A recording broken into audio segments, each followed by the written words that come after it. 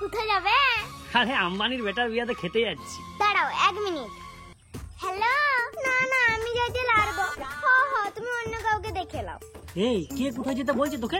আর বলো না, আম্বানি ফোন করেছিল। ওই সিঁদুরদানের সময় অনন্তর হাতটা ঠিক করে ধরে রাধিকার সিটারে ঠিক করে সিঁদুরটা পরাতে হবে। আর সিঁদুরদান হয়ে গেলে বেনারসি দিয়ে রাধিকার মুখটা ঢাকা দিতে হবে। ওই লেগে আমরা ফোন করে ডাকছে। শুন, ঢপ মারার একটা লিমিট থাকে, তা বলে এত বড় ঢপ দিবি তুই? আম্বানির বেটার বিয়াতে খেতে যাচ্ছ, এইটা বলে তো তুমি শুরুটা করলে। শুন, আম্বানির বেটার বিয়াতে লয়, কিন্তু এক জায়গায় আমি খেতে যাচ্ছি। সিওর কোন বিউটি ছেলে দেখতে যাচ্ছ? আর ওদের ঘরে খাওয়ার প্ল্যানটা করেছো লাই? আরে বিশ্বাস কর, আমি কোনো সম্বন্ধ দেখতে যাচ্ছি না। শুনো, তোমাকে না আমার বিশ্বাস নাই। ঠিক আছে, বিশ্বাস করতে হবে না, আমি চললাম। তুই কোথায় যাবি? আমার তোমাকে বিশ্বাস নেই, তাই আমিও যাবো। আমার বিশ্বাস নাই? ঠিক আছে, চল। 1 hour later.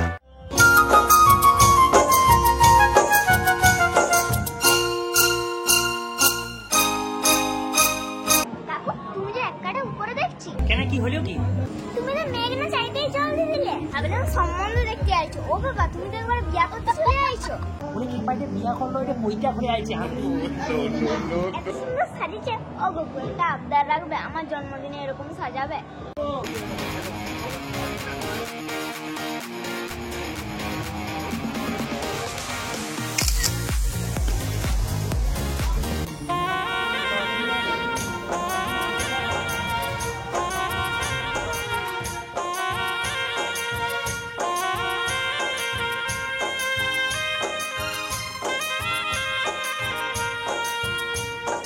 ও কাকু, হ্যাঁ বল।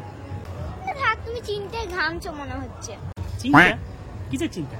না, আমি আমার জন্মদিনে এরকম সাজাতে বলবো, তোমার পয়সা খরচ হয়ে যাবে, ওই লেগেই তোমার চিন্তা হচ্ছে। বলো না না, চিন্তা রাখিস। চিন্তা না, এরকম সাজাতে কম খরচা। আরে বেশি খরচা নয়, আমাদের মুরাদের মধ্যেই বটে।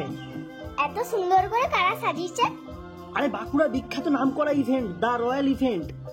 এরা ভুজনা ঘর, পৈতা ঘর, বিয়া ঘর, মানে জন্মদিনের পার্টি সমস্ত কিছু ব্যবস্থা করে দিই। আর সবচেয়ে ভালো কথা কি জানো, সবচেয়ে বড় জিনিস, এরা খুব বাজেট ফ্রেন্ডলি। আমাদের মুরাদের মধ্যে বটে, আমরা এরকম সাজাতে পারিব আমাদের কাজ ঘরে। ও বাবা, দারুণ তো।